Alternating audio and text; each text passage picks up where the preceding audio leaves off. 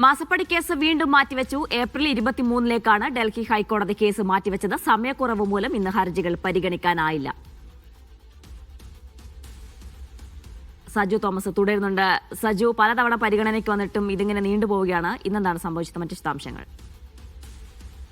അജിന, മാസപ്പടി കേസ് വീണ്ടും ഇപ്പോൾ സുപ്രീം കോടതി ഡൽഹി ഹൈക്കോടതി മാറ്റിവെച്ചിരിക്കുകയാണ്. നമുക്കറിയാം, വലിയ തോതിൽ രാഷ്ട്രീയ കോളക്കം ഉണ്ടാക്കിയ ഒരു സംഭവമാണ് മാസപ്പടിയുമായി ബന്ധപ്പെട്ട വാർത്തകൾ. ഏപ്രിൽ 23-ലേക്കാണ് ഇപ്പോൾ ഡൽഹി ഹൈക്കോടതി മാറ്റിയിരിക്കുന്നത്. ഇന്ന് സമയക്കുറവ് മൂലമാണ് ഹർജികൾ പരിഗണിക്കാനാവാത്തത്. മാസപ്പടിയുമായി ബന്ധപ്പെട്ട അല്ലെങ്കിൽ മാസപ്പടിയുമായി ബന്ധപ്പെട്ട മുഖ്യമന്ത്രി പിണറായി വിജയന്റെ മകൾ വീണയുടെ എക്സാലോജിക് കമ്പനി ഉൾപ്പെടെ ദുരൂഹ ഇടപാടുകളിലൂടെ